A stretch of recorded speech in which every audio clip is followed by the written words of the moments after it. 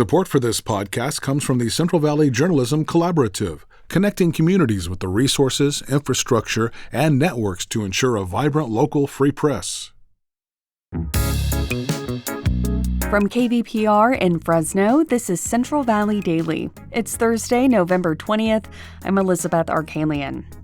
What if you could get around Fresno County without a car? This regional rail service, it'd be faster, meaning it wouldn't have to stop at every intersection, every stop sign. It would stop at maybe 2, 3, 4 stations on its way into Fresno. The new idea for a regional rail system that's being explored and where the proposal stands now. We'll have that conversation in just a few minutes, but first, these news headlines. A new report paints a gloomy picture for California's finances next year. The Legislative Analyst's Office says next year's potential fiscal downturn is larger than anticipated. The forecast right now shows the state faces a potential $18 million deficit, and that's due to rising costs for state programs. The analyst's office recommended the state not bet on tax revenue from the artificial intelligence industry. That's because the stock market appears to be overheated and that revenue could be less than anticipated. The billionaire businessman and environmental activist Tom Steyer is now running for California governor. Steyer's a Democrat, and he's pitching a strong focus on affordability. He said in his announcement that he'll push corporations to pay more taxes. In 2020, Steyer unsuccessfully ran for the Democratic presidential nomination.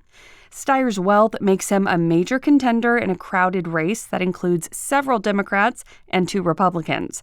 All candidates will face off in the June primary, with the top 2 moving into the November election to replace current Governor Gavin Newsom. A California program offering up $2,000 in assistance to lower-income individuals to purchase an e-bike was suddenly scrapped despite its popularity. The California E-Bike Incentive Project saw 100,000 applicants in its first round of vouchers. The project also directed customers to local retailers, including the Electric Bike Shop in Sacramento. Owner Mike Major says he was surprised by the decision. It didn't last very long, so I can't really say how effective it actually was. I would think we need a little more long-term data to figure out the pros and cons of the voucher program. Major says only 2 people came in to use the vouchers at his shop, likely because only 2,100 were distributed across the entire state. Fresno County has named a new director for its Department of Public Health. KVPR's Samantha Rangel reports. The Fresno County Board of Supervisors approved Joe Prado to run the department. Prado has been serving as the interim director since August, and leaders say his decades of experience in public health made him the clear choice. Prado began his career with the county in 1997. He worked as a community mental health specialist who helped inmates transition into care after being released. He's held multiple other roles in the past 3 decades. County officials also highlighted Prado's collaborations with schools and healthcare providers to focus on health issues that affect the region. With KVPR News, I'm Samantha Rangel. Millions of dollars in funding are coming to Fresno and Bakersfield for low-emission transportation improvements. California's U.S. Senators Alex Padilla and Adam Schiff announced $16 million were allocated to the city of Fresno to replace and rehabilitate buses. In Kern County, the Golden Empire Transit District received $11 million to advance sustainability projects. And in total, 24 projects in California were funded through the Federal Transit Administration's Low or No Emission Grant Program. Health officials in Tulare County say they're seeing an increase in cases of tuberculosis, or TB. That's a respiratory infection caused by bacteria that can be transmitted through close contact. The infection is treatable, but doctors say early screening and detection is important to prevent its spread. If you start your day with Central Valley Daily and are looking for a companion program in the afternoon, there's All Things Considered. Hi, I'm Sarith Hawk. Each weekday afternoon, I'm on KVPR's broadcast, bringing you the day's local and national news. Join me for All Things Considered, weekdays from 3:30 to 6 on KVPR. You can also stream us online at kvpr.org, through your smart speaker and on the KVPR app. And now to our main story. A century ago, rail travel was commonplace in Fresno County, and a local planning agency is now evaluating whether what used to work in the past could be the way of the future. The Fresno Council of Governments has commissioned a feasibility study for a regional rail line.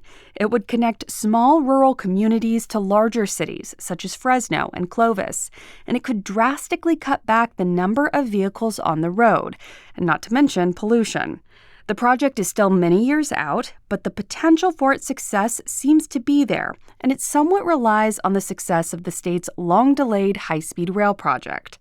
To learn more about what this local rail line could involve and what's next, KVPR Associate Editor Carrie Klein sat down with Paul Herman. He's the Deputy Director of the Fresno Council of Governments. He begins by telling us why this idea is not so unconventional. So back when Fresno was originally founded, 100 years ago, railroads were kind of the form of transportation that was the foundation of a lot of the cities in Fresno County. And to this day, there still exists some of those lines that run throughout the Central Valley, including Fresno County. And so what you'll see if you look at a map of all the railroads in the county is that there's these lines that reach all the way down to Sanger, Reedley to the east and as far west as Mendota and Fireball. And so the opportunity has arisen to kind of evaluate what a passenger service. Right now, those are predominantly used for freight movements, for businesses, for agriculture, for manufacturing. But we're seeing kind of throughout the state that these passenger-focused they originally started as commuter lines, but have become kind of all-day kind of passenger services. There's other proposals in the valley as well. There's the Cross Valley Corridor that's running between Visalia, or will run between Visalia and Hanford for Kings and Tulare County as well. That's envisioned to connect to high-speed rail in the future.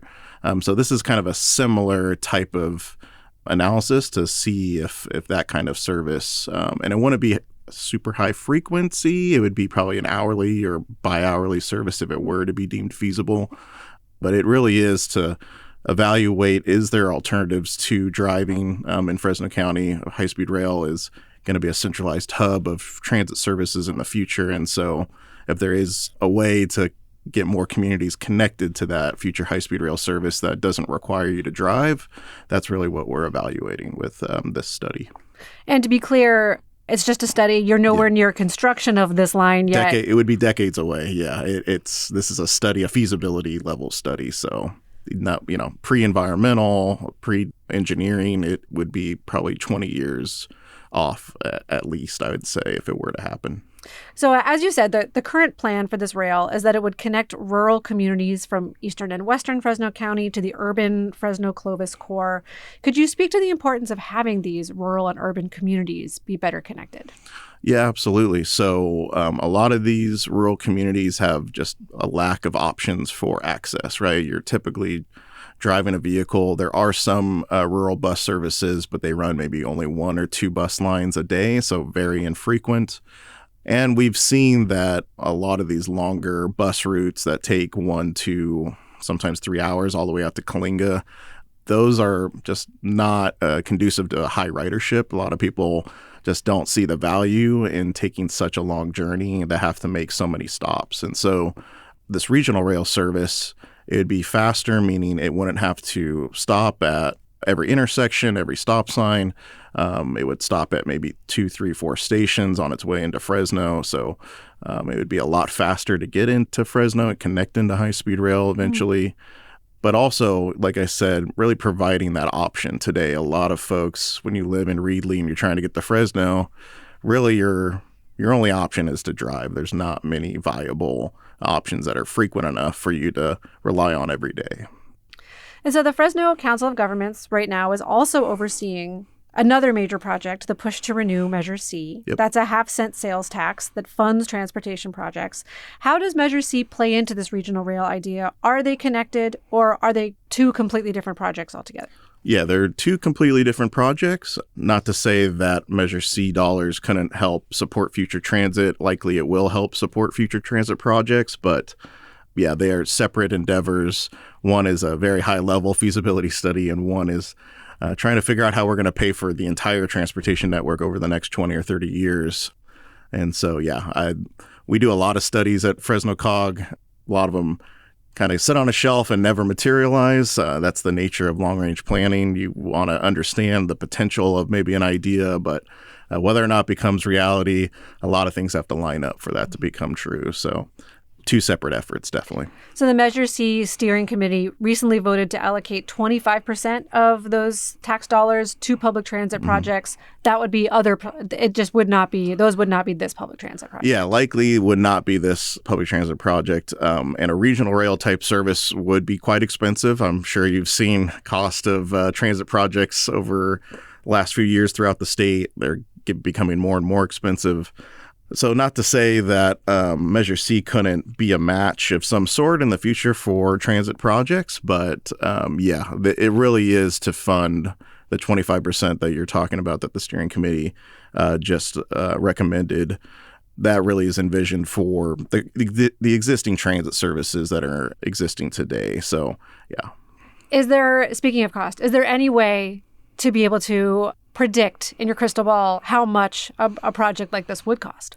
I mean, it's definitely in the hundreds of millions of dollars. I mean, there's no doubt it would be several $100 million just because the track, even in our initial evaluation, so we're about 6 months into the study. We've gone out to these corridors. We've evaluated their current condition. Right now, they're not suitable for passenger service. They'd be too bumpy of a ride, not comfortable enough for passengers. So there would need to be a lot of rehabilitation work.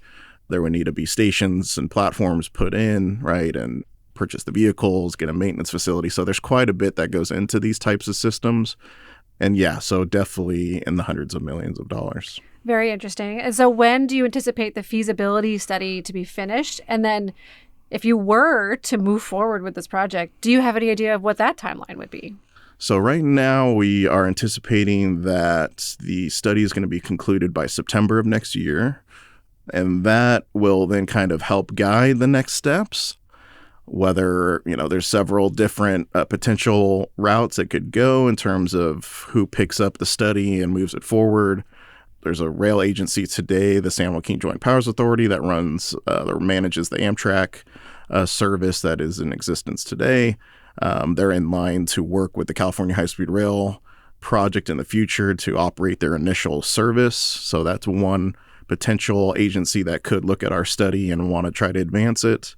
There could be a JPA that's created with Kings and Tulare County as they advance their Cross Valley corridor. This could become a situation where both those lines kind of unify into a service that connects into two high-speed rail stations in Hanford and Fresno. JPA being a Joint Powers Authority. Joint Powers Authority. And then Fresno County has the Fresno County Rural Transit Agency that currently runs bus services throughout the county. And so that's another potential agency. So this study isn't really going to say one agency is going to be the one that pushes this forward if it were to happen. It's just laying out kind of what's necessary in order to start a service like this, what kind of technology would be utilized, what's the costs at a high level, what are the challenges and opportunities is really what the study will evaluate. And the study could say, yeah, it's just not feasible or not feasible for the next couple of decades. That's kind of what the study is going to look at. Paul Herman, Deputy Director with the Fresno Council of Governments. Thanks so much for joining me. Thank you. That was KVPR Associate Editor Carrie Klein speaking with Paul Herman. He's the Deputy Director of the Fresno Council of Governments, or COG. Right now, Fresno COG is conducting a feasibility study for the light rail. You can submit questions or comments on the study. Just email regionalrailstudy@publicinput.com. And that is today's show. Today's episode was produced by Carrie Klein, Jonathan Linden, Crescencio Rodriguez Delgado, and KVPR, with support from the Central Valley Journalism Collaborative. I'm Elizabeth Arkalian. You can find the latest local news anytime at kvpr.org.